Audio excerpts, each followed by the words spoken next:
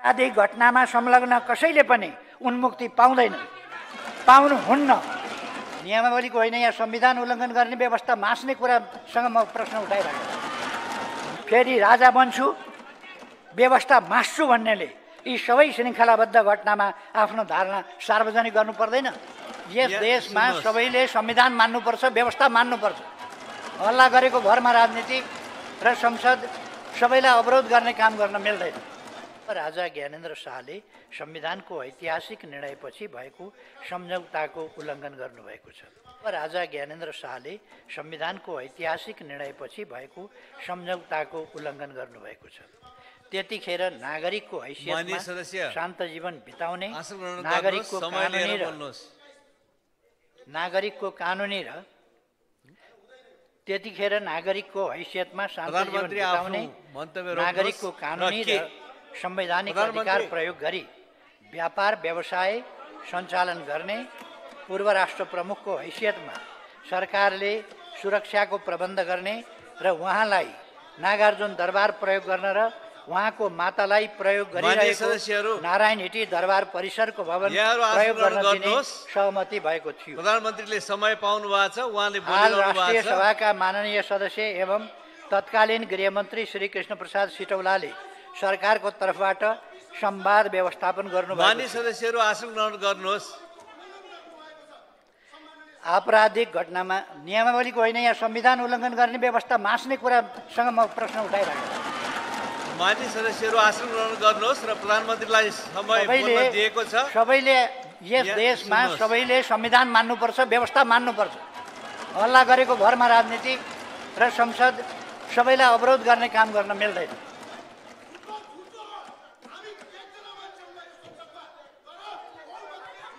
हाल राष्ट्रिय सभाका माननीय सदस्य एवं तत्कालीन गृहमन्त्री श्री कृष्ण प्रसाद सिटौलाले सरकारको तर्फबाट संवाद व्यवस्थापन गर्नुभएको थियो। आपराधिक घटनामा संलग्न कसैले पनि उन्मुक्ति पाउँदैन, पाउनुहुन्न। यसमा पूर्व राजा शाहले पनि उन्मुक्ति पाउनुहुन्न। फेरि राजा बन्छु, व्यवस्था मास्छु भन्नेले यी सबै श्रृङ्खलाबद्ध घटनामा आफ्नो धारणा सार्वजनिक गर्नु पर्दैन? मानिसलाई मर्नलाई दुरुत्साहन गर्ने जनकमान्डर, इतिहासले कुनामा फ्याँकेका व्यक्ति, अभियानका संयोजक, धनजनको क्षति र लुटपाट, शासक बन्ने मनसुबा बोक्ने व्यक्ति आफ्नो कुरा राखिरहनु भएको छ। चुपचाप यहाँको सहमति असहमति त्यसलाई पछि यी सबै घटनाको मूल जिम्मेवार उहाँ लिएर यहाँले राख्न सक्नुहुनेछ। त्यसैले गर्दा अहिले माननीय सदस्यहरू आसन ग्रहण गरेर केही दिन यता प्रधानमन्त्रीलाई दिएको समयमा यहाँहरूले सुन्नुपर्छ। केही दिन यता संसद अवरुद्ध छ। सुशासन र माननीय सदस्यहरू कम्प्रोमाइज भएका विषयमा प्रश्न उठ्नु स्वाभाविक छ। हुँदैन। सरकारका यहाँहरूलाई समय पाएपछि यहाँले बोल्न सक्नुहुन्छ, त्यसकारणले मैले यहाँलाई अहिले समय दिएको छैन। आसन ग्रहण गरेर बस्नुहोस्। यस सम्मानित सदन हो, तर अहिले विषय सामान्य छ। एकजना कर्मचारीको विषयमा प्रश्न उठेको छ, सदन अवरुद्ध छ, महत्त्वपूर्ण संसदीय कार्यमा बाधा पुगेको छ। राष्ट्रसेवक कर्मचारीको गुणदोष टिप्पणी गर्ने स्थल चाहिँ यहाँ हो भन्ने मलाई लाग्दैन। त्यसको प्रक्रिया छ। राम्रो काम गर्नेलाई पुरस्कृत गर्ने र दोषीलाई कारवाही गर्ने विधि पनि यसै सदनले निर्धारण गरेको छ। यति चाहिँ भनौँ, सामान्यतः कुनै पनि कर्मचारीबाट विभागीय मन्त्रीले आफूप्रति लोयल्टी फिल गरेन भने वा मन्त्रीप्रति कानुनप्रति लोयल्टी फिल भएन भने वा लोयल्टी राखिएन भने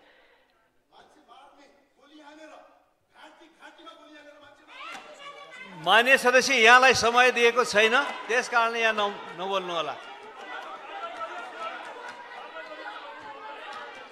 माननीय सदस्यहरू आसन गर्नुहोस्। यहाँबाट अनुमति लिएर मात्रै बोल्नको लागि म माननीय सदस्यहरूलाई विशेष निर्देशन गर्दछु। अनुमति नपाइकन तल मान्यहरू कोही पनि नबोल्नुहोस्। अनुमति पाएको प्रधानमन्त्रीले अनुमति पाउनुभएको छ, उहाँको भनाइ सुन्नुहोस्। परीक्षण पनि होला, हुने ठाउँमै होला। त्यो पनि त्यस्तो अवस्थामा सरुवा गर्ने, जगेडामा राख्ने, स्पष्टीकरण माग्ने, नसिहत चेतावनी दिने वा पदमुक्त गर्ने सम्मका काम गरिन्छ। यो अहिलेको सरकारले मात्रै होइन, जहिलेको सरकारले पनि गर्छ। अहिले पनि भएको छ, जहिले पनि भएको छ। चित्त नबुझ्ने पक्षले कानुनी उपचारको हक राख्छ। त्यो पनि हुने गरेको छ, भइरहेको छ। अहिले यस विषय सम्मानित अदालतमा विचाराधीन छ। यसमा थप चर्चा परिचर्चा गर्न विधिसम्मत हुन्न भन्ने यस सम्मानित सदनलाई जानकारी नै छ। त्यसैले यस विषयमा मलाई लाग्छ थप बहस नगरौँ। अहिलेको परिस्थितिमा ससाना विषयहरूमा ठुलो बहस विवाद चलाउने परिस्थिति पनि होइन, अवस्था पनि छैन। अहिले संविधानको रक्षा, जनताले लडेर ल्याएका अधिकारहरूको रक्षा, लोकतन्त्रको रक्षा, सङ्घीय लोकतान्त्रिक गणतन्त्रको रक्षा र त्यसको सफल कार्यान्वयनको समय हो। त्यसका लागि सिङ्गो सदन एक हुनुपर्ने आवश्यकता छ।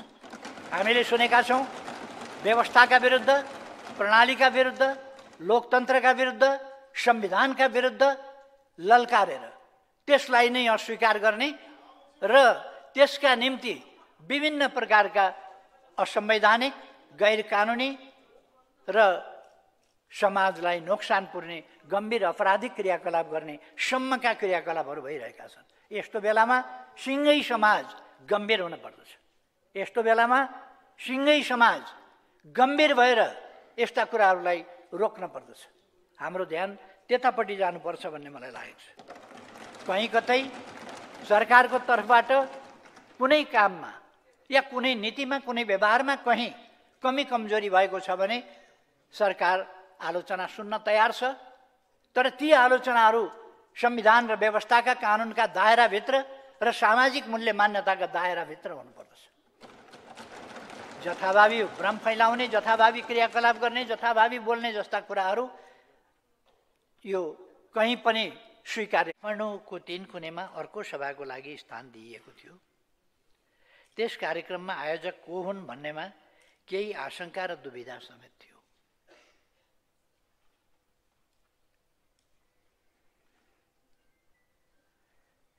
त्यस कार्यक्रमका उद्देश्य जे बताइँदै थियो त्यसमाथि नै आशंकाका आधार थिए। दुविधा यस अर्थमा थियो, त्यसका आयोजक मध्ये केही नाम यस सम्मानित सदनमा उपस्थित दलका नेताहरूको पनि थियो। तर 3 कुनेका आयोजकहरूले पहिले प्रशासनलाई जानकारी गराएअनुसार सभा गरेनन्। उत्तेजक प्रदर्शन र अराजनीतिक नारासहित भिड सलबलाउन थाल्यो। सभा वा मन्तव्य होइन, प्रदर्शनको कथित जनकमान्डर आफैले हाँकेको गाडी प्रहरीमाथि नै चढाउने गरी निषेधित क्षेत्र तोड्न दौडाइयो। भिड नियन्त्रण गर्न प्रशासनले गरेको प्रयासका विरुद्ध प्रहरीमाथि आक्रमण गर्ने, ढुङ्गामुढा गर्ने, प्रहरीको बन्दुक खोज्ने, गुण्डागर्दी गर्ने र कुटपिट गर्ने, लुटपाट गर्ने जस्ता वारदात सुरु गरिए। हुँदाहुँदै निजी व्यक्तिको घर, सार्वजनिक भवन, सञ्चार गृह, पार्टी कार्यालय, औषधि कारखाना र सवारीका साधनमाथि ढुङ्गामुढा गर्ने, तोडफोड गर्ने, आगजनी गर्ने र डिपार्टमेन्टल स्टोरहरू लुटपाट गर्ने जस्ता आपराधिक घटना सुरु गरियो। निजी व्यक्तिको घरमा आगजनी मात्रै गरिएन, मानिसलाई भित्रै थुनेर बाहिरबाट ताला लगाई जिउँदै डढाउने हिंसक आततायी कार्य भयो।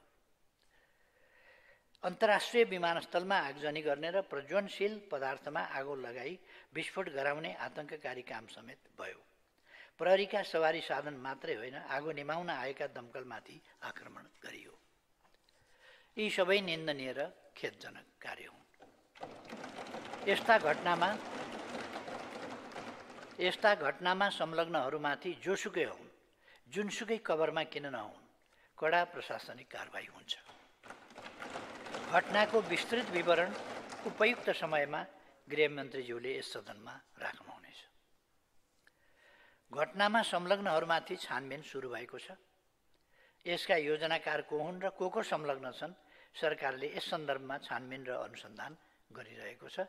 विस्तृत प्रतिवेदन पछि आउने मैले बताइसकेको छु। यस घटनाको पृष्ठभूमिमा करिब 1 वर्ष अघिदेखिको घटनालाई अध्ययन गर्नु आवश्यक छ। सरकार व्यवस्था र संविधानप्रति अनास्था, घृणा र भ्रम फैलाउने एउटा तत्त्व त्यसै बेलादेखि क्रियाशील थियो। मौका खोजिरहेको थियो। धर्म, संस्कृति, परम्परा जस्ता संवेदनशील विषयमा अनावश्यक टिप्पणी गरी साम्प्रदायिक सद्भाव बिथोल्ने र खास समुदायमाथि आक्रमणमा उक्साउने काम गर्दै थियो।